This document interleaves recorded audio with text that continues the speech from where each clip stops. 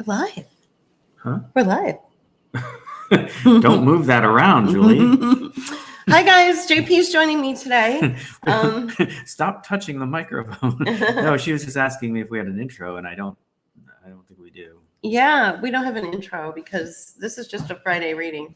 It's actually something that I do every Friday, and it looks like we're running smoothly. Let's go ahead and go live on Rockfin. Thank you for that.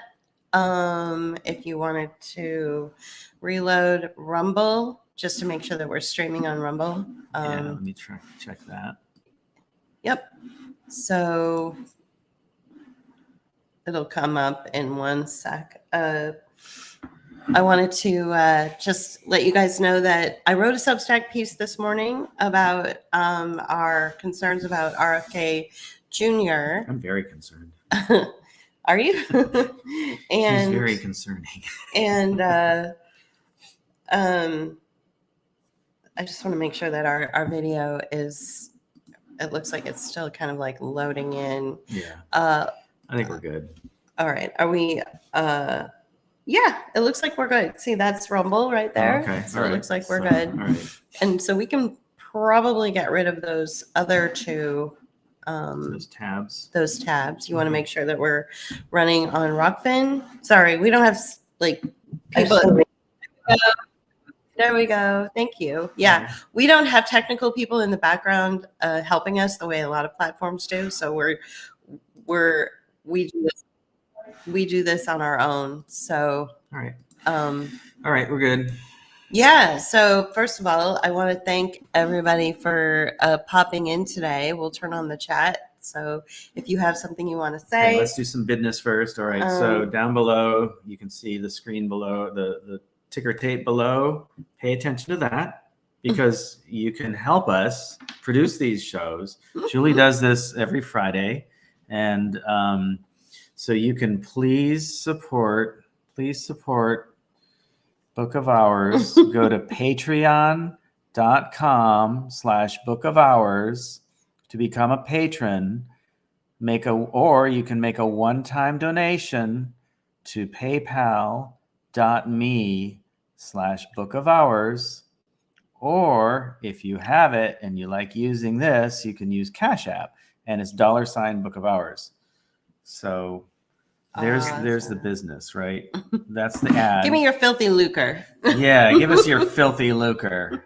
I love that term. I know, ever since you started using it here at the house. Well, just like the other day, I threw it out there because it's very noir, right? Right.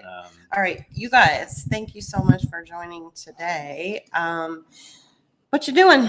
Hiding the ticker tape. It's a bit distracting. A little bit distracting. Although it needs to be distracting for you out there in TV land. So how's everybody doing this morning? Let us know if our audio levels are coming in loud and clear for you. We're on the chat, right? Yep, chat's there.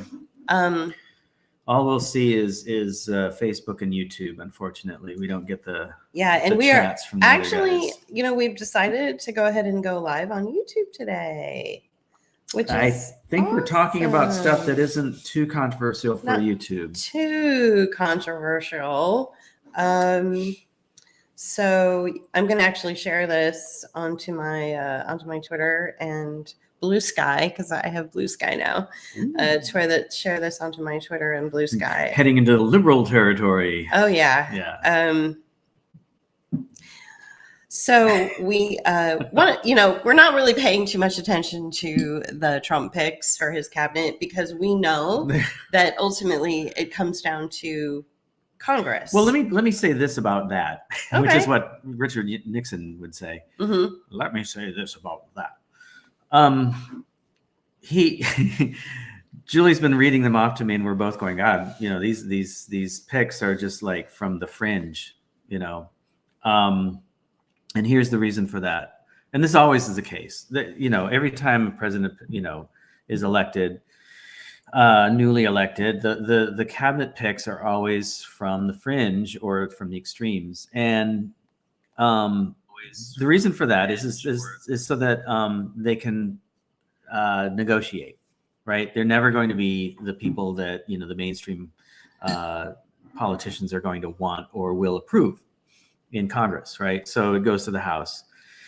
And the House and the Senate both are going to be Republican. So, good for them. But I guess what I'm trying to say is that they're still not mainstream picks. And the reason for that this time is that the very person that we're going to be talking about, they're the bargaining chips for the person we're talking about today. And that's Robert F. Kennedy Jr. Right. And he's the man they want, right? He's the man that the Trump administration wants to go in. They don't necessarily want the other ones. If they get them, all right, awesome for them. But if they, all right, yeah, there we go. I guess that helps. But if we're using our computer's camera. So that's the story with that, right? So this is the guy that they really, really want. They don't care about the other ones so much. They will be used as bargaining chips. Oh, well, so if you don't want that guy, then that's fine. We'll negotiate that as long as you approve RFK for HHS. Right. So I wrote a Substack piece this morning. Yeah. Okay. We'll go to that. Let's get to it. Okay. And as we go through the Substack, what's up? I can As do we that go for you. through the Substack piece, we'll bring up other. So it's always the second. It's always the one that's next. Okay. Hang on one second. It's not. that one. Can you hit cancel for a minute? Okay, so it's coming up differently across the top here. I know it is. So we're here. Uh-huh. All right. And then the last one will be that PDF. That will be the last one we talk about. Unfortunately, that's at the top. That's at the top. Okay. Okay, but I understand what's going on here. So, Oh, okay. All right. Good. Okay. So I wrote something called the HHS Secretary. And I'll just. Yeah, you want to make it a little bigger for us? Uh-huh. Okay. Okay. Magic. So since so the HHS Secretary, it doesn't matter if you have RFK Jr. or Mr. Rogers as HHS Secretary. You got that? Mm-hmm. Hi. You usually watch us on Facebook. Yeah. Hey, Bert. Thanks for joining. Yeah, we decided to go ahead and stream to some of our other channels. So thank you for that.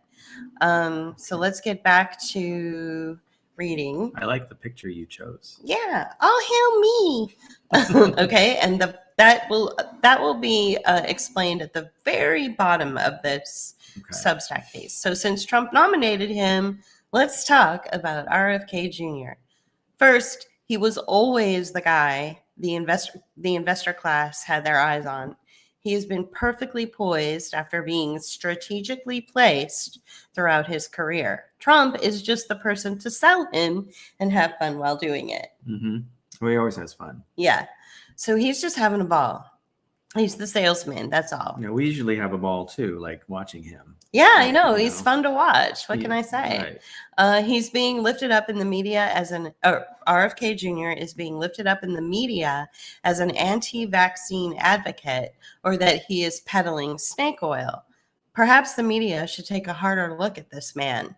Kennedy is placed on the stage as a transformative, transpartisan fulcrum where interests are no longer left or right, but now framed in the language of health freedom, economic freedom, education freedom, free market, right versus wrong, good versus evil, and a sort of diminishing of the nuance that comes with the human experience. The celebration of this new way, or this third way, will look good in sound bites, memes on social media, and triumphant stories of fighting a system, the embattled good guy, so to speak.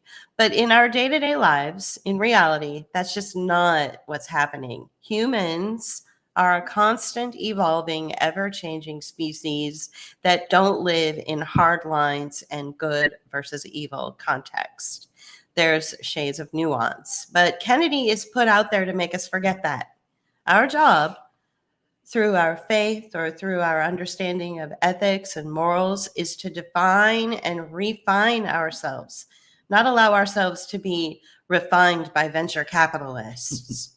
We've seen examples of changes in behavior online anyway, of certain political influencers. For instance, AOC quietly removed the she, her portion of her Twitter description. We are being told through happy and smiling photos of Trump shaking hands with the Bidens at the White House that there's a new alliance forming between MAGA and Democrats. So this is a soft power move and often used to curtail any criticism of it from the masses. Soft power, the third way, transpartisanship, all part of a singular goal to exploit the amygdala of the population, the portion of your brain that holds emotion. RFK Jr. is the answer to polarity. This will soften the hard life that will come if he's placed in as the most powerful person in the country, the HHS Secretary. So as HHS Secretary, he can be instructed by his vast network of interests that range from environmental to health to education and Web3 to intervene on our daily lives and even our lifestyle, from the invasion of our home choices, like forcing all of us to switch out our light bulbs, to more broad edicts like changing the education curriculum in our school district, or under the language of pandemic preparedness, forcing us into testing protocols. Since, as he mentioned in his book, remember the book that he wrote where he criticized Fauci, that the COVID pandemic was full of error the first time around. So this time, someone like RFK Jr. is going to get it right.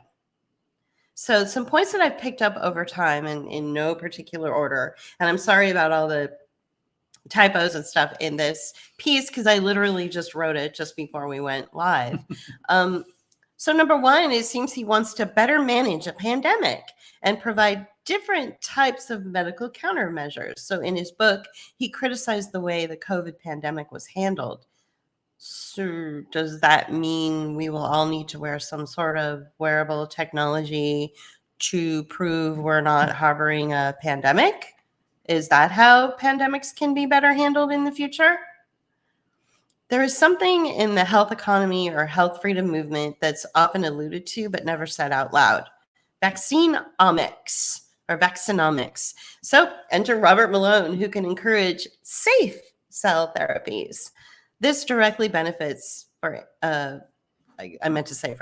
this directly benefits, for example, Vantage Point Capital, where Robert Kennedy Jr. was and may still be a partner. He sat on their Clean Tech Advisory Council, for instance. So this is just an example of one individual like Robert Malone and one capital partnership called Vantage Point Capital, that one of thousands that will benefit through Robert F. Kennedy being health secretary. So since his vast investment portfolio hits every intersected market, often comprised of libertarians, the term free market seems to trend hard in his talking points. This is cover for deregulating a national grid, like energy, for instance, and privatizing it in a futures market. This was done when he was general counsel for the National Resource Defense Council, and it changed the legal framework for Enron to trade in energy futures in California. So we can share that piece that I've linked. Mm-hmm. So Cambridge University wrote a really good piece called Enron and the Energy Crisis. Is that the piece that I? Mm-hmm. Yeah. Yeah. And so I just, I don't want to go into great detail about reading this, but they did break down you were in California. I mean, so was I, but you're a little bit older than me. You were probably paying attention to it a little bit more than I was. What is your memory of the Enron crisis? Do you even? Yeah, I know. I totally remembered. I was working.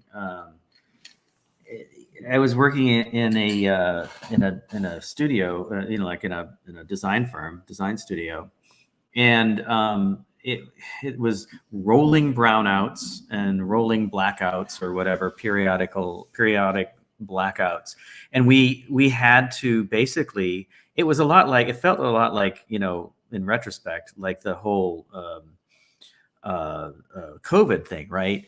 Where we, you had to adapt to the situation at hand, and like everybody had to pitch in and like, don't use so much electricity because we're expecting a brownout. And so the government was like complicit with all this bullshit, right? The media was complicit in all this bullshit.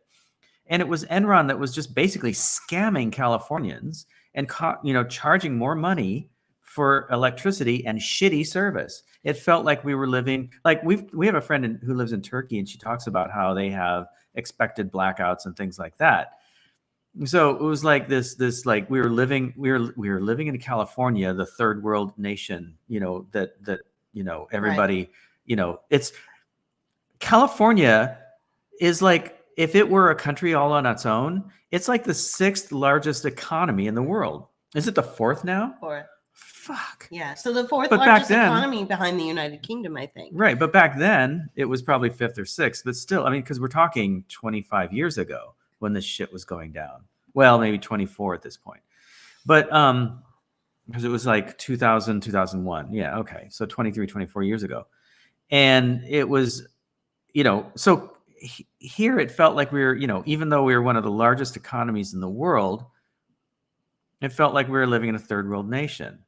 So the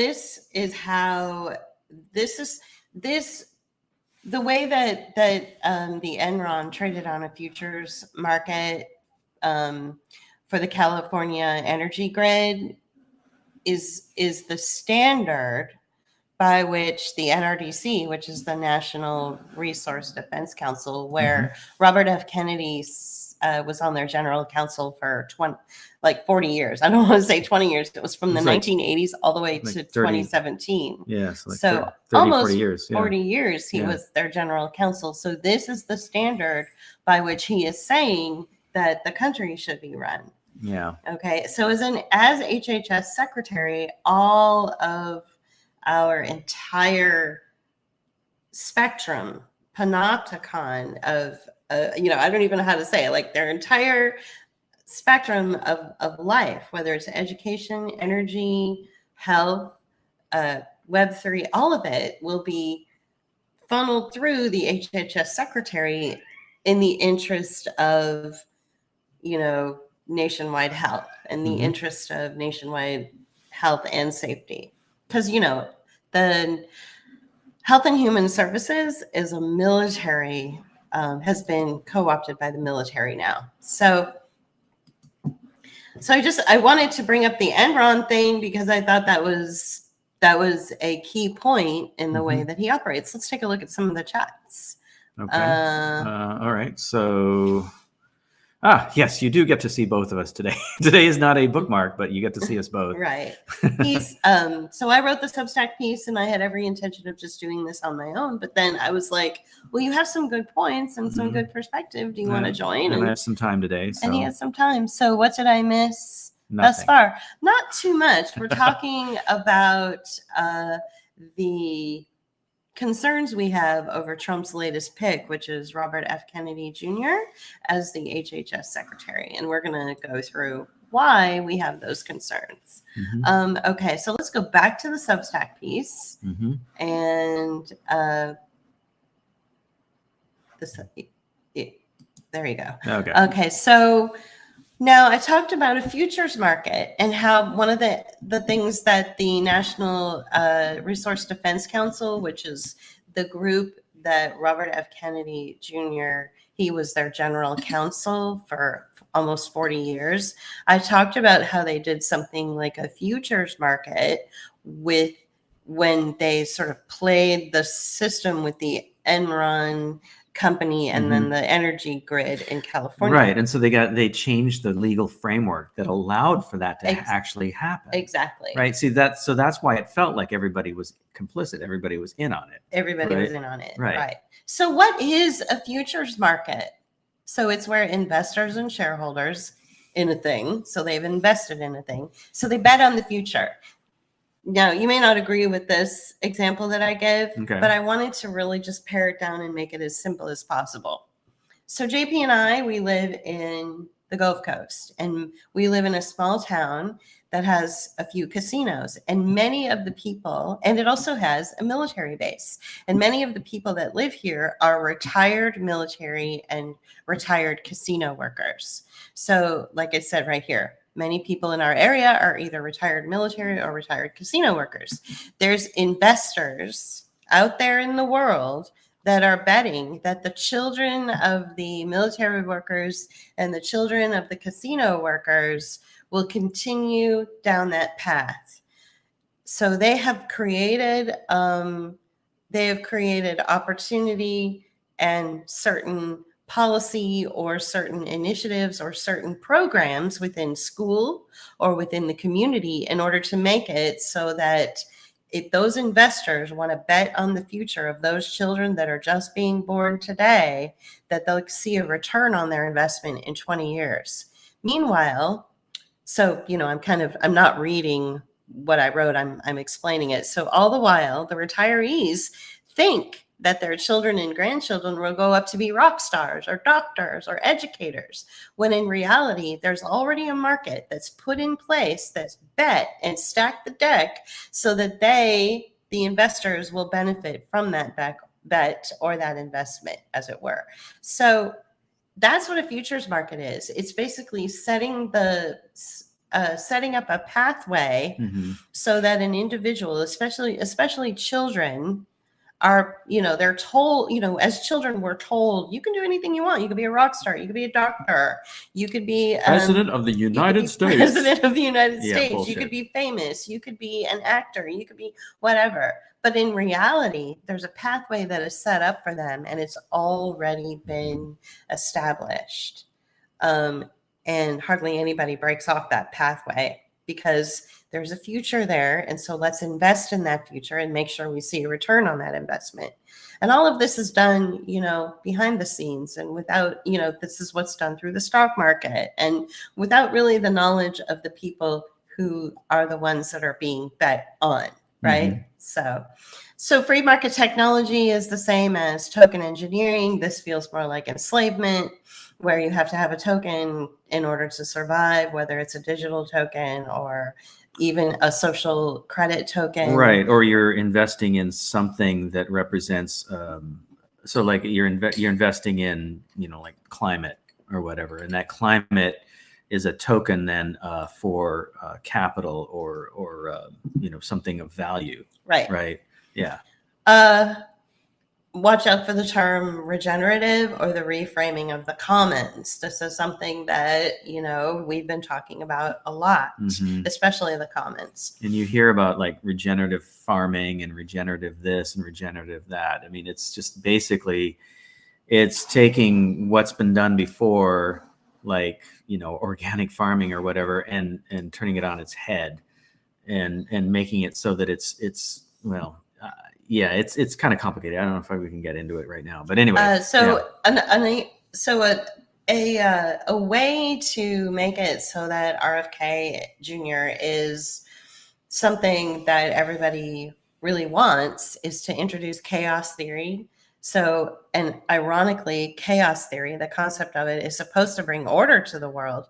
But there's been lots of performed chaos at this point. We're strategically done in order to bring RFK Jr. in as that transformative one to end the chaos. So influencers talk about how we are in the golden age now, for instance. Right. So this goes back to the beginning of the Substack where I said he was always the guy the investor class had their eyes on. Okay. It wasn't Trump. It was always RFK Jr. You don't have somebody like Peter Thiel, who is all about Web3 and AI and investing in behavioral markets and all this stuff through technology. You don't have somebody like him really investing or caring about Trump, who's basically like a media real estate guy who sells like product and gold bars and steaks. Right. Like Peter Thiel, somebody like Peter Thiel isn't interested in Trump, but he is interested in RFK Jr., who when he was sitting as a general counsel on the NRDC, or the National Resource Defense Council, he had like a hydra, or this octopus of different ventures that his organization invested in: education, edutech, fintech, Web3, health, environment, Clean tech, yeah. Clean tech. It goes like, there are hundreds of different, and it's all based on stakeholders wanting to see a return on their investment. Mhm. You know, somebody like Peter Thiel, who is one of the founders of PayPal, he doesn't want to invest in a guy who sells his steaks or, you know, buys real estate. He doesn't care about Trump. He wants somebody like RFK Jr. So that's why I said at the very beginning, RFK Jr. was always the guy. Okay. And the most powerful position that you have in the United States, I want you to stop what you're doing and listen to me carefully. The most powerful position of anybody throughout Congress, throughout any of our three branches, the executive, the legislative, or the judicial branch, throughout any of our health agencies, even more powerful than our military apparatus, more powerful than the DOD, more powerful than the what's the other military one? More powerful CIA? I don't than know. more powerful than the FBI or the CIA is the Secretary of Health through the HHS. It's why no one talks about it. It's the one with the most power. And you're going to put this guy in there? So, all right. So I talk about chaos theory, where a lot of stuff and influencers come in and create the chaos. Well, do you remember the chaos theory, like in the 80s when that book came out? So the whole, it's the cliche that comes out of chaos theory is, you know, a butterfly flaps its wings in China. In, you know, they gave a city, the capital city of China. Oh, right, yeah. In, you know, and it causes a tornado in Texas. Or, right. So, you know, that's not the exact quote. I think they even made a movie called The Butterfly Effect. Yeah, The Butterfly Effect, right? Yeah. So that's the cliche that comes out of chaos theory. That was the soundbite that came out of the idea of chaos theory. Yeah. Got it. Okay. So a small thing can affect other things over time and create a big impact down the line. Do you believe it? Do you believe in chaos theory? Do you believe that it's a legitimate theory? I mean, if you think about all the little small things that RFK Jr. did, like back in this, like even the 70s or the 80s, where nobody even paid attention, and now you look at where he is now, 40 years later. I think that they believe it, and that they do you know, it's a self-fulfilling prophecy because they're manipulating it. So I don't think that it, you know, it's like, oh, well, he did this little thing back then and now it's a big thing now. Well, they manipulated that. Right. So you can say, sure, yeah, I believe in that. But, you know, if you think about it, really, it's about them and their manipulation of the situation. That's true. And the markets. So he was the senior attorney for the NRDC, the National Resource Defense Council, from 1980s or so to 2017. And this is corporate environmentalism. We are going to see much of corporate environmentalism and the language around the lithium-ion storage facilities and the AI revolution. You need lithium to make AI go. And every single person in Trump's cabinet is invested in AI and in that realm of tech or Web3. So corporate environmentalism is cover for the education control and control of consciousness via artificial intelligence. At the center of it is Carnegie Mellon, which has the vast investments in this market and a long-term planned strategy for this arena. So their educational departments need funding, in other words. It's all about funding. It's all about maintaining relevancy in Web3 or AI. Explain Web3 to our audience. So isn't Web3, from what I understand, and you can, of course, correct me. I'm just guessing, but. Isn't Web3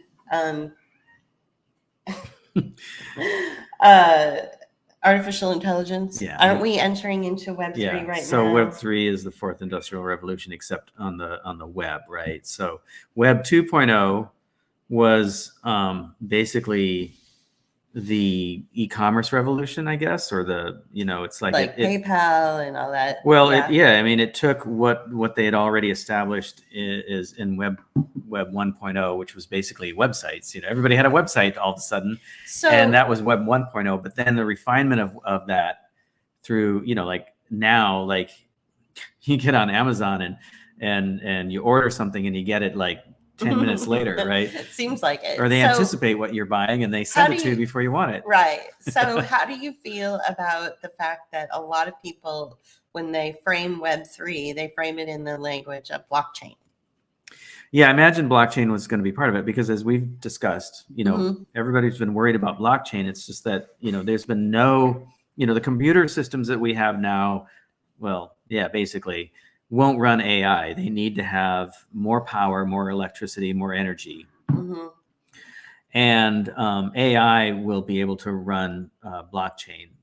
Humans cannot. We don't have the ability to stay up with releasing those numbers on the machinery that we have. Right. Okay. Exactly. Because there's these computers that you can buy that basically crunch the numbers and they I forget what they call it. They call it like mining, I guess, or something. And and it just there's not enough computing power to make it really scale. Right.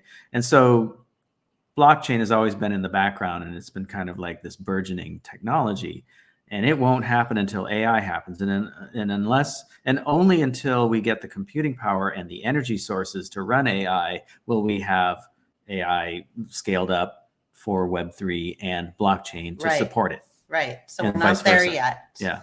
We're not there yet. And all the investors and the shareholders and the media and the especially technical media will give the feedback, the echo chamber of we're almost there. We're getting there. It's really exciting. We're getting into Web3. We're getting into the new industrial revolution. We're doing it. So the problem with so think of what Kennedy said when he wrote his book about where he was criticizing the way Fauci handled the pandemic.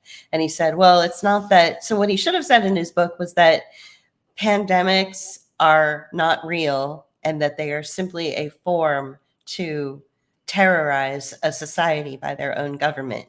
They are cover for tyranny. That's what he should have said in his book.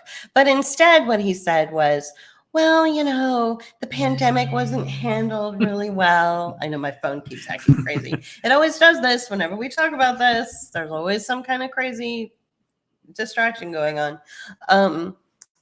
Pandemics weren't handled very well. So next time around, we'll handle it better. And so maybe what we'll do is let's go ahead and one of my investments is in wearable technology. So let's go ahead and make sure that everybody has to wear like a bracelet or something to scan to make sure that they're pandemic free. If you want to break it down to the simplest component, it's that he said it needs to be managed better. Okay. So when you talk about Web3 and you talk about blockchain and you talk about, what we talked about with Enron and the brownouts and stuff, instead of saying that this was a corrupted system, like you have like a futures market, which is basically like gambling, and it's a corrupted system where people on the back end are making money through a futures market, and they're doing it. They're creating the problem.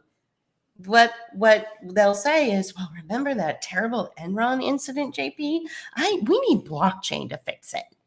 We need this Web3 to fix it. Yeah. That's what we need. So it's the same language that we had with the whatever the book he wrote. It was something about deconstructing Fauci. I don't know. I didn't read it, but I do know that a lot of people complain about the fact that he said that pandemics need to be better managed or handled differently or handled better the next time around. Yeah, he didn't say that they didn't exist. He didn't say, did he? Or did he? No, what I'm saying was, let me repeat myself. Yeah, because I want to make sure that you. Let me repeat myself. What I said was, to be clear. No, what I said was, what he should have said in his book was that pandemics are real. What he should have said in his book is that pandemics are used as a way to control and manipulate a population. Yeah. I just wanted to make sure that people knew what you were saying. Yeah. Mhm. Well, if they have ears to hear, then they would have heard I that. want you That to, was the just second wanted you to time. reiterate it. I can reiterate the same thing a third time if you'd like. No. You know. So it's what I said was very clear. I'm not trying From to the like, very beginning. We can go back and listen to this. Pandemics aren't real. They are used as a way to take down a society. They are used as a form of control. They are used as a form of tyranny. And what Robert Kennedy should have said in his book was that pandemics aren't real. Fauci was in collusion with all sorts of other investors and was the tool to commit tyranny on the population. That's what he should have said. right. But instead, what he said was that, well, pandemics need to be better managed. So the statement you just said is what he should have said is based on the idea that, he's a good guy, but he's not. He's part of the ruling class. He's part of the investor class. So he's not going to say that, right? No, he's never going to say Right, that exactly. but if he were the good guy that everybody That's thinks what he I'm is, getting at. Yeah. if he were the good guy that everybody thinks he is, I thought that part was understood. If he were the guy that, everybody's lifting up and falling down on their knees praising, if he were really that guy, he would have said that. Right. He but would have didn't. said it's a tool of tyranny, not something that needs to be better managed in the future. Right. Like, come on, he's an asshole. Like, he's a capitalist, right? He's a Right. Kennedy. He's a Kennedy. For fuck's sake, he's a Kennedy. They have ties to the mob. I mean, Right. I don't mean to get mean. Well, and he's or corporate. whatever, I mean, but- it's like so let's answer this one question. Is Bitcoin positive for humanity, society? No. Well, No. I mean, I don't think so. I mean, it's just another. I think it's it's not another tool. It's another tool. It's just money. It's not, and it. I think it's just another investment scheme. I don't think it's anything that's I don't know. Yeah, I don't think it right now. I don't think it has a negative impact, but I don't think it has a positive impact either. How about that? Right now, do you think that it's kind of like a gateway into something bad? Like, we don't use it. We stream on a platform where we've never actually been paid by it. Right. Like, well, we can. we earn points, or we earn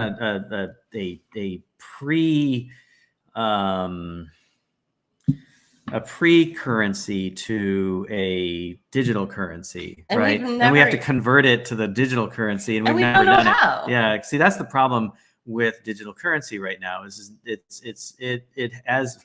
I'm a user experience designer, and as a user experience designer, Bitcoin and all the other digital coins that are out there are just it's the ability for an average person to use it is enormous. It's like we haven't even been able to figure it out. So, and we're fairly technically savvy. So that's the problem with it for the most part. I don't think that there's, it's money. So is money positive for society? Yes and no, I Right, guess. yeah. I don't know. There you get into some really philosophical questions, right? That's a good question. Okay, so let's go back to so he's very okay, so at the center of it all is Carnegie Mellon, which has the vast investments in this market and long-term plan strategy for this arena. So their educational departments need funding, in other words. So despite being embedded in the establishment yet, he has no LinkedIn presence, which is weird. Right. Yeah. If Like, you're in it's the weird. corporate world, you have a LinkedIn presence. It's sort Yeah. of like it's not a requirement, but it's sort of a requirement. It's sort of a requirement. Like, it's weird that he does. I mean, Yeah. maybe he does. And, since I last checked, he's Well, let's look. yeah, you're the thing one is, with the LinkedIn the page. problem with LinkedIn is it's like some of these other social media places. It's like it's so liberal. You can't say anything, that you can't say what you want, Right. especially if you go against the narrative, the prevailing narrative. Let's look him up. Let's see, Robert. So while he's looking it up, let me read the next little point here. So he's very active in the alternative energy space, the immigration space, the health space, the education space, wind space, ocean space, where he created like an ocean drone. He's not just your anti-vaccine guy. So as the HHS Secretary, he will have something what's called autocratic control over all facets of our life in this country, and he'll be dictated by his investments in the portfolios and shareholders. So it's funny, there are some conservatives on LinkedIn, and they're usually in a position where they can like say afford what the fuck they want, because they won't get fired for saying it. This guy is a USAF vet, and he's an author, but he's like talking about JFK and Trump. RFK. Then these RFK and Trump, and then this guy is he's clearly but is he liberal. Actually on LinkedIn? He's not. That's what I'm trying to say. Is like people are talking about him, and here's that famous video of I don't know if you can see it or not. You're doing the thing that we can't see. Yeah, I'm doing the thing that people. Yeah, because I'm old man here. No, I mean it's just like of him lifting weights. Yeah. So let's move on to the next point. So the market is you now. So see the series of talks that have been captured in the Progressive Policy platform. It was from like 2013 or 2012 or 2013. So do you want to find that, or do you want me to? We're right here. Yeah. Okay. So share. Yeah. So let's see if we can find it. It's is it this one, I wonder? Well, it's not the videos. Oh, what is it we're looking for? We're just looking for the we're just looking for the actual website. So it's hard to tell. All right, cancel it. Let's see what is it you're looking for? No, I'm looking for the website. Here, I can find it. Well, I can find it too, so as long as you tell me what it is. I think if you just go like that. Okay, it's not that one. It's not that one. It's that one. Okay. They're in reverse order from what you set them up. I know. So this is the website that I talked about in the piece, where it says the market is you now. See the series of talks that are captured in the Progressive Policy platform from 2012. So here he is, and here are the various talks that you can listen to. The problem is you have to be able to have an understanding of the really flowery, feel-good language that comes out of corporate environmentalism. Mm-hmm. Yeah, because they'll be talking about, how it's good, how, what they're doing is good for the environment and good for business, and the naysayers are saying that that's not the case, but really, they're full of shit. It's like what was that book that came out years ago called Natural Capitalism, right, by Paul Hawken and the two Levins, right, and Amory and Hunter Levins. It's like Paul Hawken had a store, Smith and Hawken. Mm-hmm. Remember that? Mm-hmm. And he wrote this book, and it's like this sort of like, oh yeah, well, we're green and groovy, but we can still like be capitalists, So this person has a good question. Do you think blockchain is positive for society? We just asked that, or we answered that. No, she asked about this crypto. She asked this about crypto. Is Bitcoin positive for humanity? Right. So now she's asking they are asking, is blockchain positive? No, I don't think so. I think blockchain is tyranny, in a digital tyranny. Okay. Yeah. Yeah. I really do. I don't think that it's a good thing at all. Right. So blockchain is digital tyranny. It's anti-life. It's anti-life. Exactly. That's our position on it. So we wanted to play along those lines. We wanted to play a couple of things that he said. So it's probably this one. This one? Yeah. Okay. Yeah, go ahead. Yep, it starts at the 10 something mark. Okay, so listen very carefully to what he says. But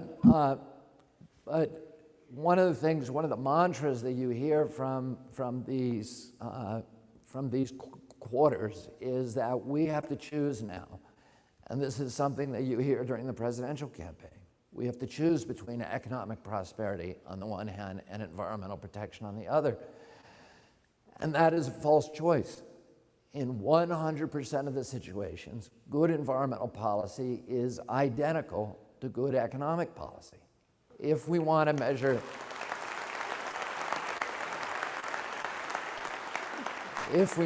the economy, and this is how we ought to be measuring it, based upon how it produces jobs and the dignity of jobs over the generation, over the long term, and how it preserves the value of the assets of our community. If, on the other hand, we want to do what the polluters are asking us to do, which is to treat the planet as if it were a business in liquidation, convert our natural resources to cash as quickly as possible, have a few years of pollution-based prosperity, we can generate an instantaneous cash flow and the illusion of a prosperous economy, and we can make a few people like the Koch brothers billionaires by impoverishing the rest of us. But our children are going to pay for our joyride, and they're going to pay for it with denuded landscapes and poor health and huge cleanup costs that are going to amplify over time and that they'll never be able to pay. Environmental injury is deficit spending. And this is the subject of Bill White's book. It's deficit spending, but this is environmental deficits, the same thing. It's a way of loading the costs of our generation's prosperity onto the backs of our children. And one of the things that I've done over the past 30 years as an environmental advocate is to constantly go around and confront this notion that an investment in our environment is a diminishment of our nation's wealth. It doesn't diminish our wealth. It's an investment in infrastructure. The same as investing in telecommunications or road construction. It's an investment we have to make if we're going to ensure the economic vitality of our generation and of future generations. And, you know, Bill mentioned the hydrocarbons here and the industry here in Galveston Bay and around Houston, which is the center of this industry. But we have a choice in our country today. We're in a place today where we have to choose. We have to choose between a kind of old energy economy and a new energy economy that can free us of a lot of the costs that are hidden costs. And I want to talk about free market capitalism, because I believe that true free markets are the best way to free us from environmental injury. And I'll So he's just as bad as the other. Okay, so flowery language really feels good, sounds great. Let's get rid of all this bad, ugly, polluted, way that we've been doing things. Let's do a new thing. And so that was 2012. Now, fast forward to 2022. Can I comment on this one real quick? 2023, we have the CHIPS Act. Okay. So all of the things that he was talking about, where he was like, in this new free market, we need to invest in a better way. We need to invest in cleaner technology and all that. That's already happened. Right. We're there. Okay. So this is from the past, but this is still the same kind of language that's being used, and he's introducing a concept that's coming about, which Julie talks about in like token economy, where so what he's talking about, from the environmental point of view is just basically the same old shit except less bad. Okay, it's still industrial capitalism. It's still a strain on the environment. It's still exploiting people as workers. Okay, it's doing all the things that he's saying they're not doing, and he's criticizing the other side, the polluting economy. It's doing the same thing. It's just less bad. Okay, but this whole idea of trading on carbon or trading on the environment or trading on whatever the fuck it is, right? And Julie talks about token economy later on in her piece. And I think that this is an introduction to that whole concept, 11 years ago. Okay. Did you want to play the next thing? Or Kind of. I kind of Okay. wanted, that was the one thing that I thought that maybe you could offer some insight okay, well, I to. wanted to like kind of give this background as well. Okay, so, So let me I go to just the think next it's video. really interesting that the things that he was talking about, Mm-hmm. you know, they were already starting to lay that in motion. How long has the CHIPS Act, which was recently signed by Biden, how long has that been in motion? Right. Since 2012? Since this symposium in Houston at the Progressive Forum? Has that how long the CHIPS Act has been, you know, sitting there gathering dust? I mean, you guys know what the CHIPS Act is, right? You should know that. So this is all about AI. This is all about the future of clean technology. This is where we are. Like, we're here now, you Mhm. know? Let's look at this one. If you want it, you know, you can go on Google right now and ask a question. What's Mao Zedong's favorite lunchtime meal? Okay, any question you want, and it'll come up with spicy brown bean soup over pork fried rice. Think about what that piece of information would cost you to research 10 years ago. You'd have to send somebody to Washington, to the Library of Congress, and spend a week looking for it and pay them. But today you can get it in an instant for free, because we built a national marketplace. Now, we built a national marketplace for telecommunications in 1997. Bill Clinton signed the Telecommunications Act, told all the baby bells to unify their line, give us a unified national grid to lift all the restrictions about access. The lowest cost producer would prevail in the marketplace. And all of these little gadgets that we have now, like iPhones and iPads, are all the offspring of the revolution that was triggered because we built a national grid for telecommunications. And what's happened to the cost of telecommunications? Well, 2 days ago, before I came here, I saw a television advertisement when I was up in Massachusetts that said that from a company called Vonage, a telecommunications company that promises unlimited overseas call to any country in the world, local and long distance call for $14. Well, that's practically free. You know, about 6 months ago, I made a long distance call from Miami to London. 5 minutes cost $74. That's the old way. We all had that experience. Today, unlimited for $14. That's practically free. And that's what's going to happen to electrons as soon as we build a national grid for energy. And let me tell you how I know this, because one of the companies, one of our portfolio companies that we started from scratch at Vantage Point is a company called BrightSource, which today is building the biggest power plant in America, 2.7 gigawatt power plant. A gigawatt is 1,000 megawatts. Typical nuke plant is 1 gigawatt or a half a gigawatt. We're building a plant 2.7 gigawatts. We're building it in the Mojave Desert. We're building it in 3 years. Bechtel is doing the construction. And it's a solar plant, but it's not the old PVC pole of solar that your grandmother used to bolt to her roof. It's a solar thermal plant. It's a turbine that is on top of a giant tower or scaffolding that's suspended up there, surrounded by concentric rings of giant mirrors that are manipulated by computers to reflect the sunlight always onto that turbine. So 20 minutes after the sun comes up in the morning, that turbine is at 750 degrees Fahrenheit and it's generating massive amounts of energy all day. As I say, 2.7 gigawatts. We're building in 3 years. To build a coal plant or an oil plant or a gas plant will take a minimum of 10 years. To build a nuke plant, 30 years. The cost to us of building our plant is $3 billion a gigawatt. The cost to build a nuke plant is $15 billion a gigawatt. So it's 5 times as expensive. And then you and I have to pay for the storage of their waste for the next 30,000 years, which is 5 times the length of recorded human history. Okay? And how that makes economic sense, nobody has been able to explain.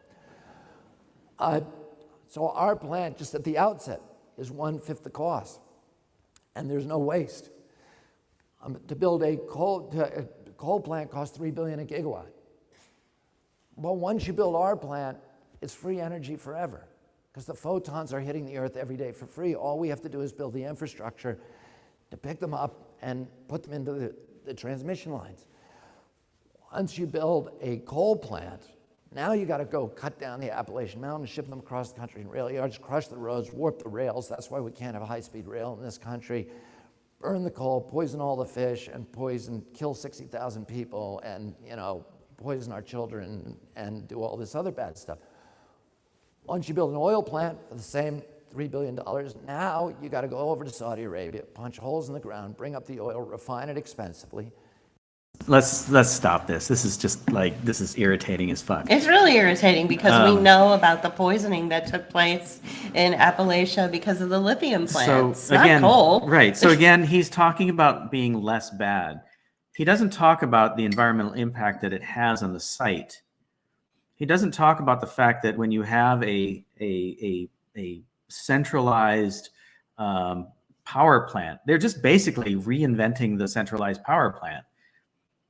And he's like, oh, it's not that old-fashioned PVC thing that your grandmother bolted to her roof, where you actually are generating your own electricity. They want a central, because you don't make money. They don't make money when you buy solar panels and put them on your roof. And even that, that's really toxic to the world as well. And they only last for so long. So first of all, number one, there is no such thing as green energy or clean energy. There is no such thing as clean energy. And what he's talking about, people were very upset about. This is, again, going back 11 years. Feinstein was trying to push it through because they were doing it on public land, I believe, in the Mojave Desert. And if it wasn't public land, it was in the Mojave Desert where, you put a tire tread on the desert floor and it lasts for 40 years, right? And there were problems with the environmental impact, especially affecting species like tortoises that were desert tortoises that were out there. Okay, so here they're trying to be environmental and green, and we're saving the planet, and yet they're basically damaging the environment that they're putting this thing in. They're harming wildlife that has a hard enough time, existing in the first place, and they're claiming that they're different, and yet they're doing the same thing, just less bad. Now, back to Julie's point, he's talking about coal mining in Appalachian Mountains and West Virginia and wherever, North Carolina, and yet what we know is that they're now turning to an even more toxic substance called Mr. Lee. I know. That is, every time I mention it, I get shut yeah, down. exactly. That is more toxic in its mining and in the production of the devices that they use to store the energy. Right. So he is no friend to the environment, and this natural capitalism that he keeps talking about is just, again, it's about making money. It's capitalism. Mm-hmm. It's industrial capitalism, which is everything, if you go back to the Industrial Revolution, everything before the Industrial Revolution is one way, and everything after the Industrial Revolution is another. And I'm talking about ways of life. I'm talking about agriculture. I'm talking about, the environment that people live in. Everything changed after that. And he's just basically saying, oh, well, those people are bad, but what we're doing is good. And actually what they're doing, what they're suggesting isn't any better. It's just less bad. Okay. Yeah. Let's get rid of some of these. Yeah. Let's close these things up. And go back to the piece. Okay. Don't get rid of that I don't one. get rid of that one.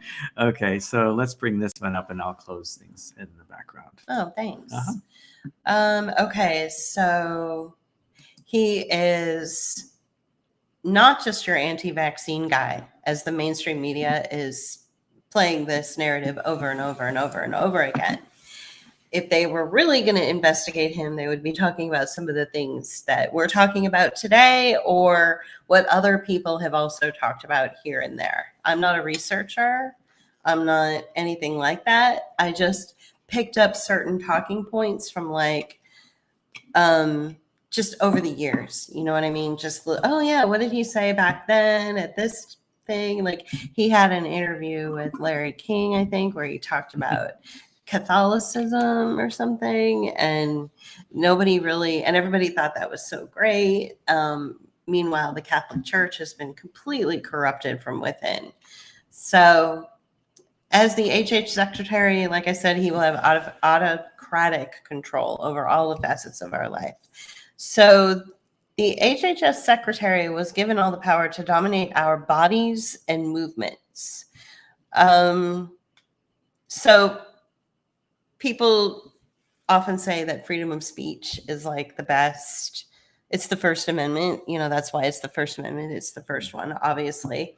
But I'm also really wanting to drive home this freedom you have to assemble and move your body. You have the right to leave your house and get in a car and drive to church and assemble. And we were told we didn't have the right to do that during the COVID pandemic. And it was the HHS Secretary who told us that. And so then the president was like, oh, okay. And so, announced some sort of lockdown. So, or at least the governors did after that. And then right? the governors. So you had this entire time, you had the freedom of speech to grumble about it while you were chained to your computer and while you were chained inside. The real freedom comes with the choice to be able to walk away from your computer. The real freedom comes with the choice to be able to assemble and move your body. Be outside and move around, not to lock your children in front of a computer and that's how they go to school. Right. Well, and I think a big point on that is agency and autonomy and liberty, right? All those things, the Constitution just is a protection mechanism. Right. You have all these. You already have it. As a person, you have these freedoms. They are yours. Right. No, and really nobody should be able to take them away from you. And yet everybody was acting like, we have to do these things because, well, first of all, because it's the right thing to do, or it's for the the good of everybody if we do this. Because the HHS Secretary was told that's what he needed to say. Right. Well, do you remember? And this is just an illustration, and I don't want to be a tangent here, but when we were walking around in Pittsburgh, well, in Keys Rocks, and we saw that sign of it was a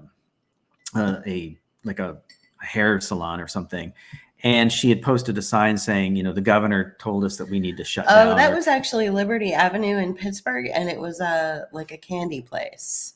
Yeah, I think there was another place in our neighborhood too that was and they basically said that the governor. The governor the governor said so. And it was like as if it were a law. Right. They believed that it was like a law because the governor said so. And it was like, wow. It was a handwritten sign. Yeah. The governor we're closed said because, so. Yeah. And so that was really a really good example of where people's minds are, which brings me, I'm almost to the end of this point. So the market is you now. We talked about, there was a clip, if you go back to the Progressive policy website. In fact, do we still have it up? Can we? Well, we have one of those up. Can we, the forum? Okay. Well, I was going to say we could put it as a link in the chat so that people could go to it themselves, but it's called the Progressive Forum. Oh, I thought you linked to it in the in your piece. I did in the piece. Okay. So if you want to, go to the Substack piece, if you follow on Substack, then you can put the Substack piece in the chat. Oh, all you have to do is do the link and then put it in the chat. Oh, I was going to look for the link that you were talking about. May as well do the whole Substack piece. All right. But in there, it talks about how he said basically that you are the batteries, that you are, that you'll be in your home and you'll be making the whole thing go, and you'll, and it's part of that. It's about, it's part of the free market, right? And it's just this really flowery language that is not at all Well, and human. this There's idea, nothing human about it. right? And the idea that the free market is the ultimate goal, right? And the free market doesn't really. I mean, it's not a good thing because it's the very thing that will exploit people. A free market created slavery, Exactly. chattel slavery. Exactly. Okay. That's perfect. Thank you for that. That's perfect. Yes. Back, when they were promoting slavery, they were talking about the free market. So that is a really, really excellent way to take that language that has been that has co-opted your amygdala by the tech bros that are controlling the Trump campaign, because they're all libertarians and they all talk about free market this and free market that.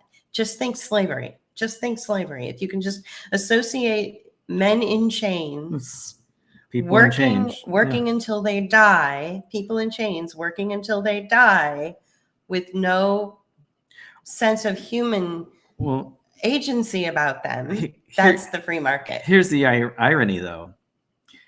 The free market created it, but the free market also took it away because the free market realized, oh, we're not making any money anymore from keeping people as slaves. We've got to turn it into another form of slavery, and that's wage slavery, which came out of the Industrial Revolution. So anyway, one of the I'm going to actually put us back on. Hide. Yeah. There you go. So one of the things I want to impress upon people, and one of the things that I've been saying a lot in this household, when people tell you who they are, believe them. All right. So what he just maybe said, through their actions. What he just said is really important. The slave trade wasn't making enough money. They weren't seeing enough return on their investment. So they freed the slaves and created a new type of slavery called wage slavery. Okay. So we can imagine that it's going to be the same kind of thing where blockchain technology has all sorts of holes that will constantly need patching. And you have to pay extra money to engineers to patch the holes. And next thing you know, it's going to be more, it's not going to be cost beneficial to the investors and to the creators of these markets to keep it running. They're going to end up losing money in the long run. So, and the only reason I say this is because we watched it happen already hundreds of years ago. It already happened. So when people tell you who they are, believe them. Right. I want to, speaking of all this wage slavery, and wage slavery has been around long enough to where people think that it's the normal way of living. And actually it is what created the consumer culture that we live in. It's what has created this dependency on having a job in order to make a living. It's what created the stress of daily living in the modern world. And yet it's also that same thing that drove, like what he said, the dignity of having a job. That's not dignity. That is not dignity. That is basically he's a productivist. In other words, you don't have value unless you're producing something for somebody else. That's a capitalist attitude. Right. It used to be, you'd produce for yourself, and people naturally will work hard enough to get what they need. Okay. If you need to go out and hunt for food, you hunt long enough to hunt for, to get the food. You work, your farm or whatever, you work hard enough so that you have enough to feed your family and maybe sell some extra. Okay. If and it used to be that, people when they'd have, like, say, jobs, it's like you'd make enough to, get what you need, and you wouldn't work any harder than that. Right. It's like these people that say, oh, just go out and get a job at the gas station. Well, if you get a job at the gas station, you need 3 jobs at the gas station to make a living. Right. It's not like it used to be. You could just work at the gas station and make enough to pay your rent and go from there. If you chose to be more, to make more money, you could do that. You can't do that anymore. So they keep upping the ante and making wage slavery even more intense as we go along. But I guess the point that I wanted to make is that, wage slavery is something that has been so enveloped into our culture and into our society that, he can come out and say, the dignity of having a job is what's Uniquely driving American. Yeah, it's uniquely American. And it's like, it's the ruling class telling the rest of us how we have dignity. Right. That's bullshit. And that's all that the HHS Secretary role will provide. So thank you for joining us today, Vedant, yeah. Mahadra. You're new here and you want to follow the discussion. Ask any questions you want. What I'd like to do is go live on Friday. Every Friday is on this channel, and I like to read a piece that is basically part of the ongoing discussions around what's happening in our culture, not necessarily just in politics, but in general in life. And so today what I've done is I've taken my own Substack piece and I'm reading it, and then we're just synthesizing it, having conversations or arguments about it. And we're presenting it to anybody who cares to listen. So the link for the Substack piece is in the chat if you want to take a look at it. Yeah. So today, it isn't a book today. Generally, we don't read from books. Julie started this series reading a book. I did. And then since then, it's mostly been like articles or essays found in different resources like Substack or the Anarchist Library. Right. Mm-hmm. So what I want to do is continue reading because I'm almost done with it. So this is what we mean by the market is now you, where he just talked about wage slave. And I just talked about how if you equate the term free market with slavery, like he said, slavery was created out of the free market, and so was wage slavery, which replaced slavery. Chattel slavery. Slavery, when it became too expensive to continue to invest back into the chattel slavery. So our investors, our profiteers, our privateers, our pirates of industry, those libertarians that are running the Trump campaign, they are going to see in the very near future not a very good return on their investment. And so they're going to have to create a new form of capital and a new way to generate an income and keep themselves, obscenely wealthy at our expense.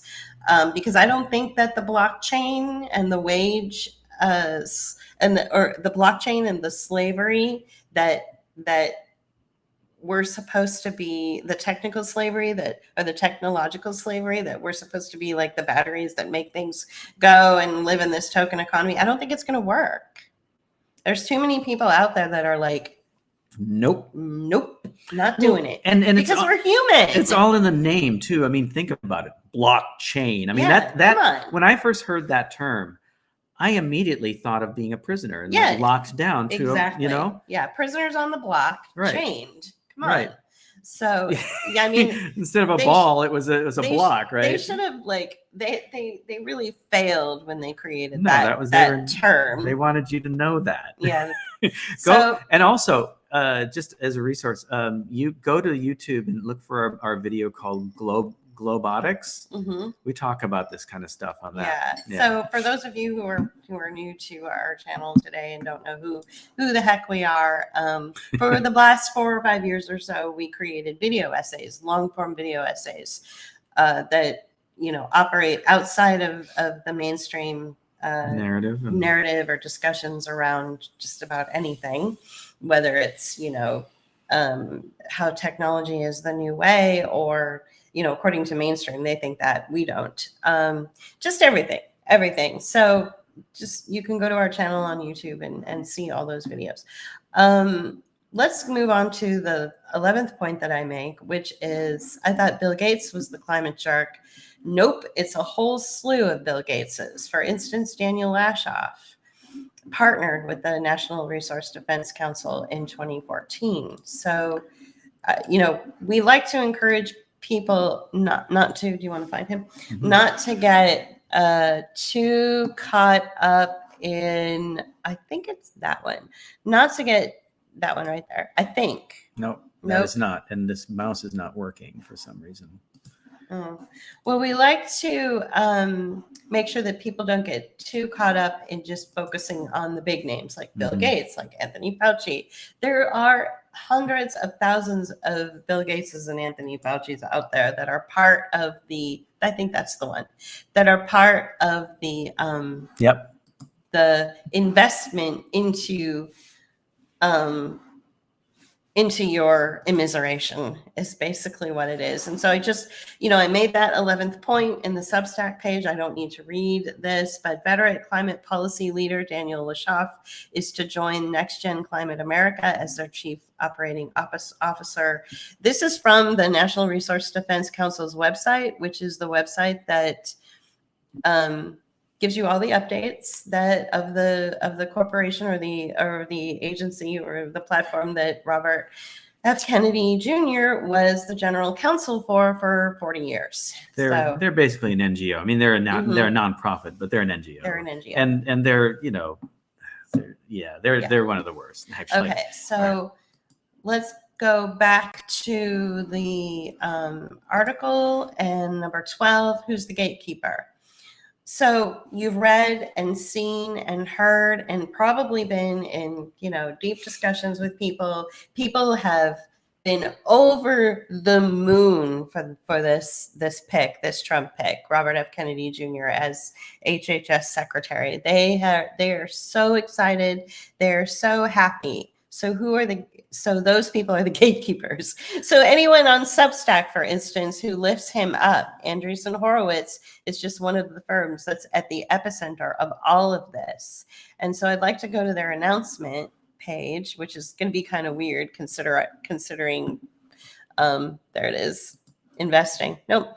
Investing. Okay. So Andreessen Horowitz invested in Substacks. Andreessen Horowitz will show you their page in a minute. They are their front page in a minute. They are the ones that are part of the Peter Thiel. They're out of Menlo Park. They are the investor class. Like, these are the investors that have said RFK Jr. needs to be the most powerful man in the United States, which is the role of the HHS Secretary, because of all of his investments. We're part of those investments. We need to see a return on our investments. So what Andreessen Horowitz did, can we go back to where it said Andreessen? What? I can't. Here. Let me get it. Hang on. So what Andreessen Horowitz did is they invested in Substack. No, there you go. Okay, so go all the way down so we can see the title. There we go. Investing in Substack by Andrew Chen. So what Andreessen Horowitz did is they invested in Substack. So now Substack is the place where people who are the gatekeepers and the celebrators of Robert F. Kennedy Jr.'s possibility of entering into, this role, that's where they will live. And it supports, they're the gatekeepers. That's all I can say. So that's, anything else you want to add to that? No, I mean, it's ironic. Well, I mean, I think I want to go back to what you were saying on your piece here, and that is it's like, Substack isn't evil necessarily because these people are investing in them. No. So before I move on to the point that I'm going to make next, I wanted to just show you their front page of their website. So it's time to build. They're a venture capital firm that backs bold entrepreneurs building the future through technology. They're in stage agnostic. They invest in seed to venture the growth, stage technology. I mean, they're the one. They have like a portfolio that's like what, $142 billion or something. I don't know. Like, it is insane how much money that they have funded into various technologies and various systems that are all attached in one way or another to RFK Jr. Yeah. So you make a really good point about Substack. You don't want it. Is this my? Yeah. Okay. You don't want it to you don't want this idea that Andreessen Horowitz invested in Substack and that's where all the gatekeepers for RFK Jr. live. You don't want it to let the perfect be the enemy of the good. There are good Substack pages that use this platform to change history and say true things, like Bailiwick News, like Philosopher's Holler. Okay. These are two that I read regularly. There are many others. So I'd like to stress that point. Don't let the perfect be the enemy of the good. Say true things. Well, That's really important. We came across a pundit who basically was saying that Substack isn't a good place, and it may not be, but it's better than other places, because of the way it's being invested, or like who's investing in it, or who's associated with it. Exactly. Right. So just because there's some people on there that are contributors to content that may or may not be, who you agree with or whatever, or they are like gatekeepers for RFK Jr. Doesn't mean that the whole thing is bad in and of itself, because there's lots of voices on it, and a lot of them, like Julie's pieces, are on there, or ours, I guess. I haven't really contributed much to that. I like to write long form, but I don't have the time to do it. Yeah. So what's a better way to criticize RFK Jr. rather than to just call him an anti-vaxxer? So you focus on his interest in using human beings as the things that are traded on the market so the billionaire Silicon Valley investor class can get rich. Big Green Radicals is a good place to go. Just keep in mind that they are a product of a PR firm. Right. So you can find Big Green Radicals, and we can show them that. So that was down here. Yeah, there it is. Okay, so here's the thing. This site, the Big Green Radicals, I mean, what they're saying is pretty much true, okay, about these organizations. Just keep in mind that they're coming at it from a very specific point of view, and that is from the opposite. These are the people, the person who put this up, or the person responsible for this website and for this content, is from the other side that RFK was talking about, the people who push the polluting economy. Okay, so just keep that in mind. But what they're saying here is actually, pretty close to the truth, if not the truth. Okay, so that person is, and Julie says that it's a PR agency, and yeah, that's this group here. It's at the bottom there. Okay, yeah, is Berman and Company, or and so he's a real bastard. He is like one of it says grassroots advocacy. He's considered one of the leaders in creating AstroTurf organizations, and he produces, and he has helped keep the minimum wage in place for decades. He has helped with a lot of things that are just like not good in this world. So it's hard. And so the reason I wanted to bring that up is because, first of all, Big Green Radicals, when you go to that site and can we get rid of some of this? Yeah. And you go to that site and you see all of the things that the NRDC, which again is RFK Jr.'s NGO that he was the general counsel on for 40 years. And they talk about all of the ways that they kind of dupe the public, and all of where all the funding is really coming from, and all this. It sounds good. But then unfortunately, that site, Big Green Radicals, which is saying all the things that are true about, the NRDC, the National Resource Defense Council. Unfortunately, it comes out of a PR firm that is, like he just said, is behind a lot of this AstroTurf bullshit. Can you explain what AstroTurf? AstroTurf is a fake grassroots organization. So it makes it look like it's from the people, but really it's just from the other side of the. What's a good organization? I don't Black think Lives Matter. Oh, yeah, right. You think so? No. No.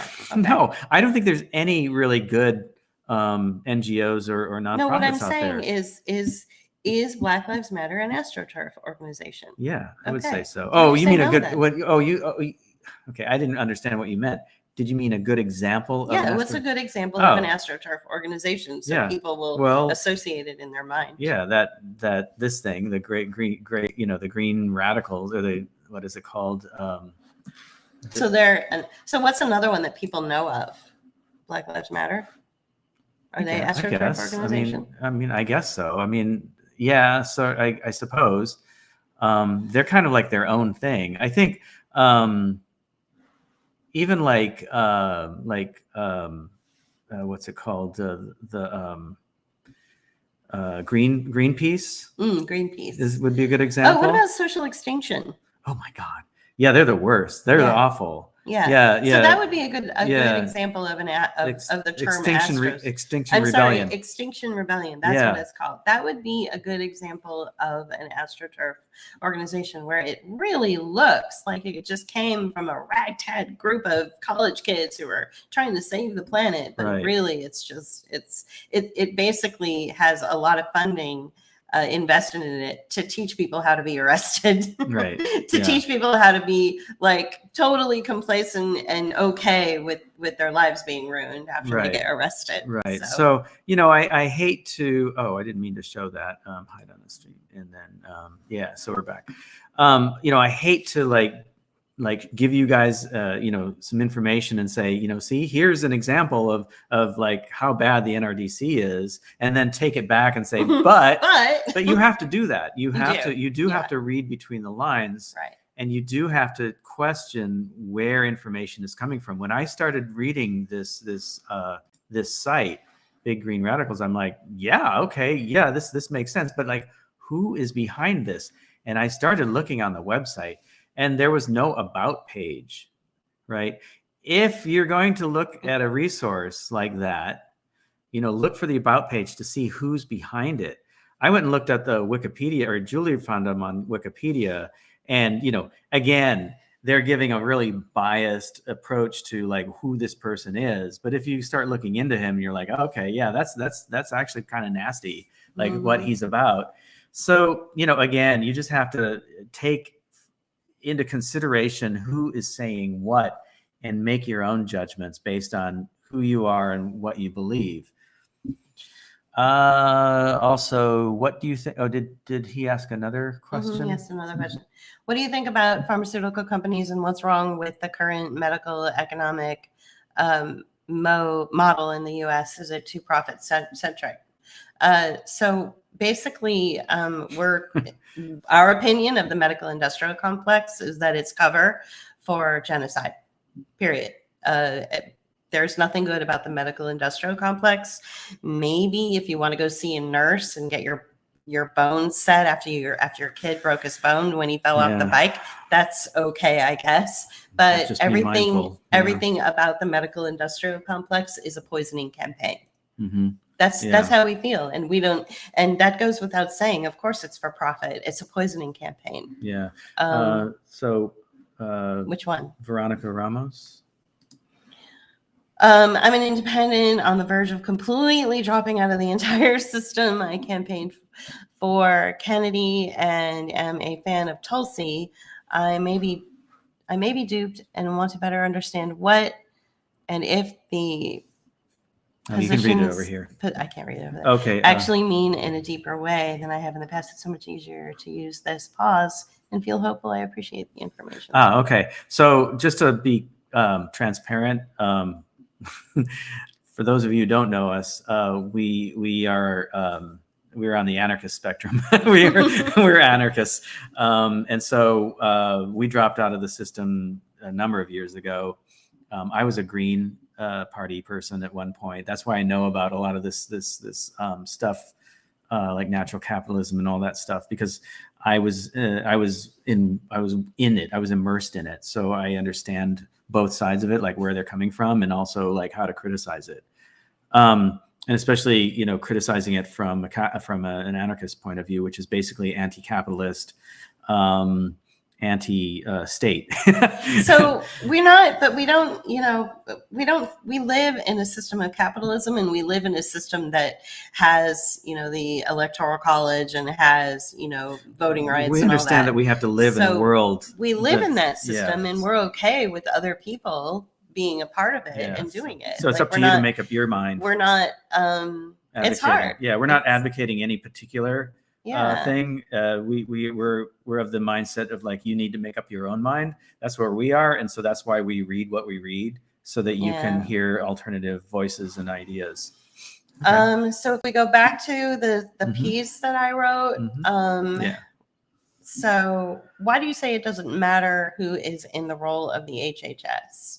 The reason I say that is because Congress overrode their own power and handed all their power to the HHS. See the Public Health Emergency Program, written by Bailiwick News, who is a paralegal who did immense amount of research that goes all the way back to the 1700s, that talks about how these health laws and codes have been sort of codified into our existence and just accepted as the way things are, and it's all to hurt us. So, you know, and in connection with all of that, you've got a group of people over here that are, or I should say, in conflict with that. You've got a group of people that are over there talking about the World Health Organization. So you've got this group of people that are really happy that Trump is out there saying, I'm going to pull us from the World Health Organization. We're not going to be manipulated by their, you know, dictates, and we're not going to listen to what they say, and la da da. Well, it doesn't matter. Even if the World Health Organization does or doesn't declare another health emergency, it doesn't matter, because whether they do or not, all American freedom of movement boils down to the declaration made by our own HHS Secretary. In other words, the call is coming from inside the house. So you need to understand that back in 1983, laws were passed and things were codified into law. So let's bring up that PDF from Catherine Watt. Yeah. And this is where I want to, this is where everything that we've talked about over the last 90 minutes, this is where it lands. Okay. This is it all comes down to this. A key turning point occurred in 1983 with congressional passage of the Public Health Service Act Amendment, codified at 42 U.S. Code 247D, to create a sweeping public health emergency program under the direction of the Secretary of Health and Human Services.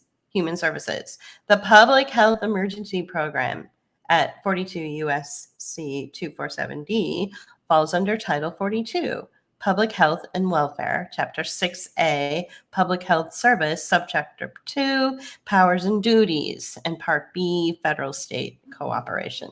The Public Health Emergency Framework added a new category of national emergency under which constitutional and statutory protections for Americans live, for American lives, liberties, and property against government overreach, abuse, and mass murder could be suspended unilaterally by the president in consultation with cabinet secretaries without congressional oversight and without respect to constitutional provisions reserving unenumerated powers to state and local governments and to the people themselves. Do you have anything you want to say? Just that this took place during the Reagan administration. So Yeah. anybody who lifts that man up, and the Congress and the public officials and politicians of that era should think again. Right. So before I move on, before I continue reading this, let me, you know, this is where people need a refresher course on the executive, the legislative, and the judicial. So the executive The is president and the cabinets, all the administrative, the administrations and the departments, right? right, and they what do they do with law? Oh, I'm sorry. Yeah, so they enforce the law or They execute enforce, the law. they enforce or execute the law. Execute is a better word. And then the legislative branch makes the law, Right. and the judicial branch interprets the Right. law. Now Okay. there's a lot that goes on between the executive and the legislative Mm-hmm. in how law is created. Mm-hmm. The executive branch will request things, or they can create the president can actually put out suggestions, or what I forget what they're called. They're not edicts, but they're like, there's something Like like a mandates or- a presidential order that Okay. will do something, but it has a very limited scope. Right. Okay. And Right. it only lasts for a certain time or whatever. Usually 90 days. Yeah, Especially if it's under the well, office, an banner emergency. of emergency. Yeah. Of an Sometimes emergency. it lasts longer. Right. Okay. But like the president can't declare war without Congress Right, backing exactly. it up. Right. This Okay. is this is what I kind of considered like the equivalent of that. This thing that happened in 1983. Are you finished? No, go ahead. Okay, so like All this right, I'm thing, finished, yeah. this thing that happened in 1983 that she researched and wrote about and gives the code and everything for it. I feel like it was something similar to like, an act of war, but something like that. But one thing that I feel that I my takeaway from all of this is that it was also done kind of in secret without the knowledge of the public. So a public health emergency is the public, right? It's a public health emergency. So the public wasn't involved in these codes. It wasn't involved in the way that their own lives would be affected. We weren't through. asked how we felt about it. Right. This wasn't put up for a vote. Well, it wasn't. Yeah, exactly. It wasn't even that. It's like this is the crux of the problem of representative democracy. Exactly. This is where representational democracy, representative democracy, falls apart.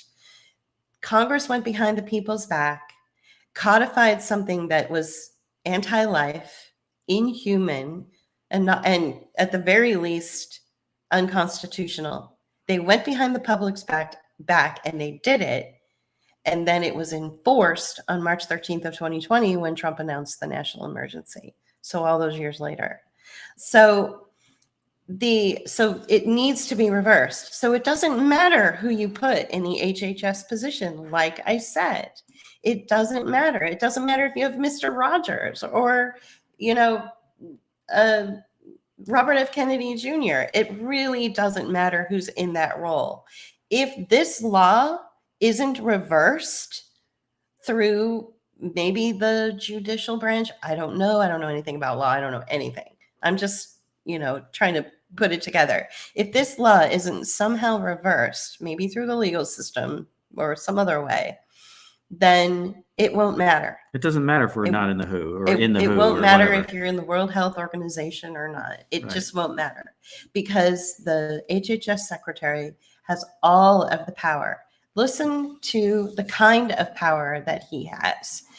Public health emergencies joined wars, natural disasters, and other emergency circumstances capable of subordinating or federalizing state, local, and tribal government authorities codified by the 1973 War Powers Resolution, the 1976 National Emergencies Act, the 1988 Robert T. Stafford Disaster Relief and Emergency Act of 1988, and the 2001 Authorization for Use of Military Force, the 2001 Patriot Act, the 2002 Homeland Security Act, and related provisions. So Congress authorized concentration of federal governing power in the hands of the Secretary of Health and Human Services during any public health emergency as determined and extended by the HHS Secretary at his or her sole discretion. So all of this shit that we talked about, RFK Jr., all of this, complaining, that we talked about, and his terrible background and his corporate, interest, and the tech apparatus around him, and Web3 and the anti-life and the tokenization and all this stuff that comes about as a result of all of his interests, which have packed Trump. Okay, they packed Trump's campaign full of billions of dollars, so they want to see a return on those investments. It could all be undermined. It could all go away in 1 second if we just reversed the Public Health Services Act of 1983, or the Public Health Services Emergency Act of 1983. That's my opinion. I'm not a legal expert. Well, the person that wrote this that we're reading from is a legal expert, yes. But I think that that's how it could go, is that if this little law, which handed power that Congress never even had in the first place, handed it over to the HHS Secretary, if it could be reversed, or if the people were aware that Congress did something behind their back when I was 12 years old, then we might be able to reverse course. Well, look at this. I mean, what it comes down to, and I highlighted this earlier, but like, the Public Health Emergency Framework added a new category of national emergency under which constitutional and statutory protections for American lives, liberties, and property against government overreach. That is the crux of the Constitution and the Bill of the Bill of Rights, but the Declaration of Independence. Okay, and I keep going. So so government overreach, abuse, and mass murder, like they can fucking kill us, and they did, and they are, and they do, and they still are, could be suspended unilaterally by the President of the United States in consultation with the cabinet secretaries. Okay, so that's still all the executive branch without congressional oversight. So they can do this with, okay, so like what we were talking about before, you have the three parts of the government, right? And they all act independently, and they all are the so-called checks and balances that exist do not exist in this. Okay, Congress took away its own power. Congress took away its own power. So the president and the cabinet can do whatever the fuck they want, and they've handed the power over to the Secretary of Health and Human Services. The end. The end. Okay. So this is why Julie said, if you take this away, then you don't, because it doesn't neuter everything else. Right. You can neuter everything. Right. You don't have to be, like, it doesn't matter if we're in the World Health Organization or not. Trump can get us out of it all he wants. It's still not going to take away the fact that Congress basically tied their own hands and said, you know what, President, whoever you are, you and your cabinet secretaries can do whatever the hell they want. And especially the Secretary of Health and Human Services can, outright murder people, and it doesn't matter. It can take away your property, and it doesn't matter. It can arrest you, and it doesn't matter. Now, we are of the opinion that you're not going to get jackbooted thugs marching down the street and kicking in your door. It's going to be a lot more subtle than that.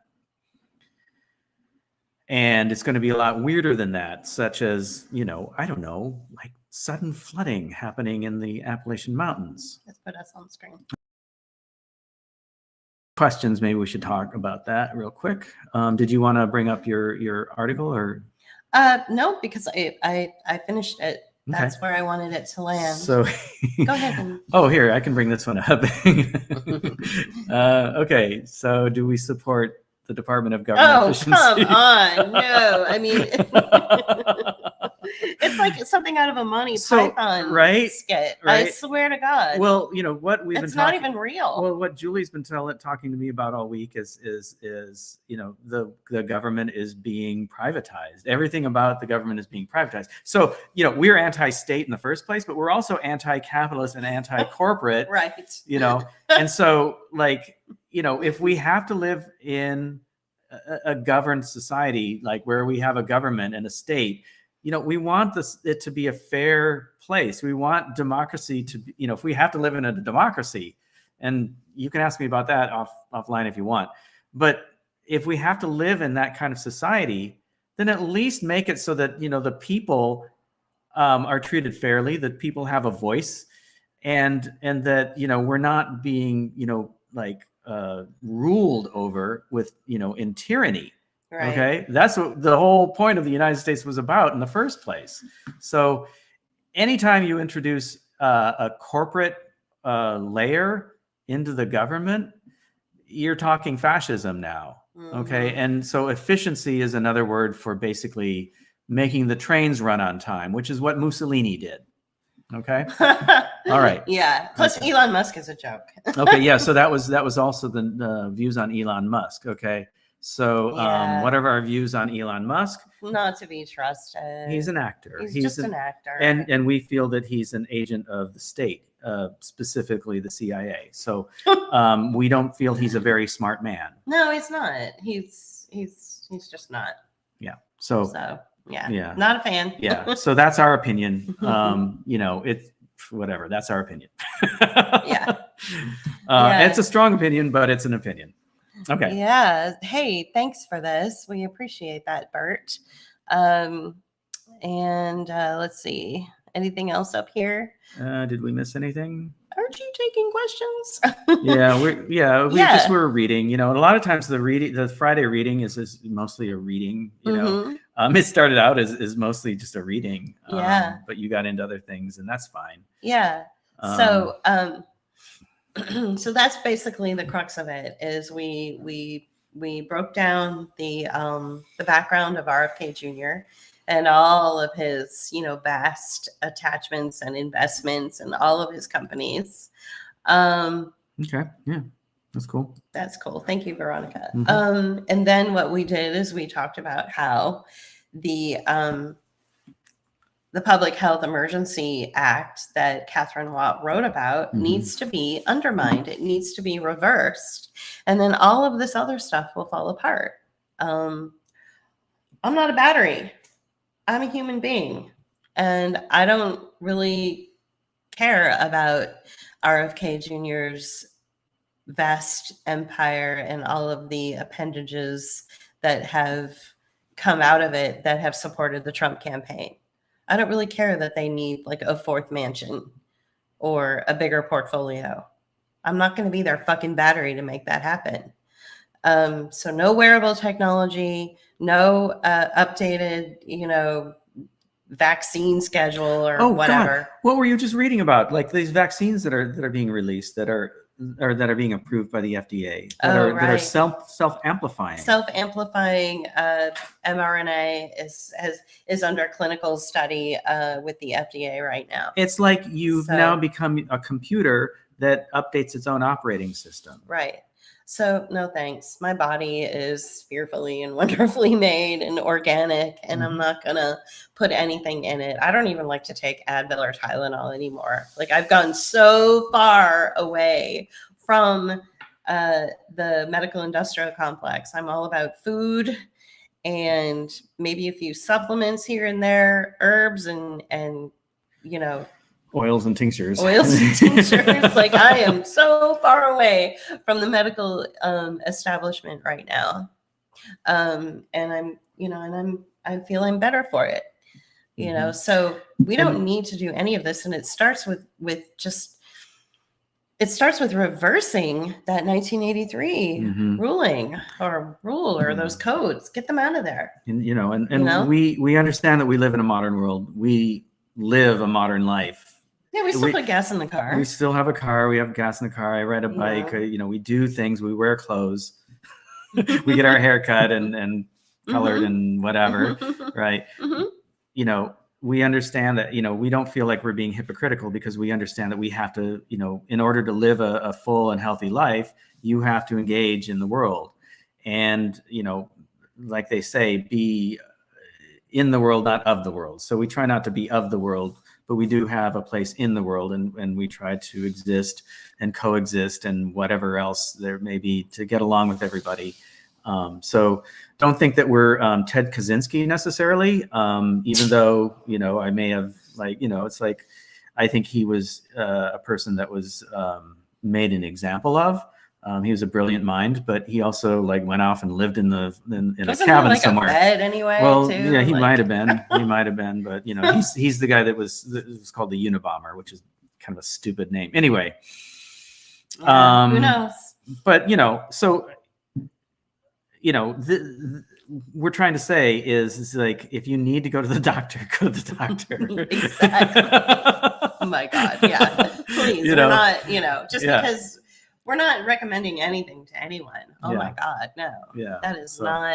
That is not what we are about. Yeah. We don't recommend anything. We basically just, synthesize information that comes to us or, that is peddled out through social or mainstream media. Mm-hmm. Also information that we get even out there in the real world from neighbors or associations that we have with, community stuff. And so we're just synthesizing it all and coming up with our own, idea about what's going on. And this particular broadcast was about RFK Jr. and how we don't support Trump's appointment of him. And the thing is he has to go through the vetting process. Congress will have to approve all of these people that Trump nominates. Mm-hmm. Congress has to approve them anyway. So right. Congress might not even approve him, but it doesn't matter. The role of that, whoever sits in that role is going to have more power than anybody. And so that power needs to be taken away. They don't, well, we shouldn't be living, in a dictatorship. Right. And I guess what we're, the gist of this whole thing is that criticize the man for the reasons you should be criticizing him. Not for the bullshit lie, like stupid shit that he's being criticized for. He is not an anti-vaxxer. No, he's not. But he's being criticized as an anti-vaxxer and a conspiracy theorist. The man is not either of those things. He's a capitalist. And he represents things that a lot of liberals who are criticizing him actually support. So, the idea that he is what he's being criticized for is laughable. Criticize the man for the real reasons. And so we've spent the last couple of hours basically going into those reasons and talking about what you should be criticizing RFK for. Right, exactly. Yeah. So I really hope you guys have enjoyed this particular broadcast of the Friday reading. It was 2 hours long. So next week it'll probably be about an hour. I'll go back and find something fun to read, maybe something a little bit more light, and then we'll synthesize how that applies to what's going on in the world. That's usually what the Friday readings are about. I do like the fact that questions were asked. Mm-hmm. I'm sorry if we couldn't get to all of them, and that we'll do that again. Yeah. And it'll probably just be me next time because he does work. I do. So I had some time to kill today. So one quick thing, Veronica. Yes, Kennedy is in it for the money, and yes, he has enough, but it's never enough with capitalists. And you also have to think of him as being a representative of the ruling class. So there you go. That's true. He is definitely that. Yeah. So he's not only a representative of the investor class, but he is of the ruling class. So right. Yeah. Okay. Cool. Always appreciate. Oh, well, thank you. Thank you, go ahead and put that on there. Okay. Thank you. We always appreciate you too. Yeah. Thank you. We'll enjoy it. The sunshine is really nice out. It's very sunny here in the south coast, the Gulf Coast. And we got a cold front, so we're actually getting some cool weather. Yay! And cool weather for Mississippi at this time of year is what, in the 70s? I know, it was in the 50s this morning, but that's it. Yeah, so, it's great. Yeah. All right, guys. We'll see you next Friday. Have a great weekend. All right. Take care. Bye.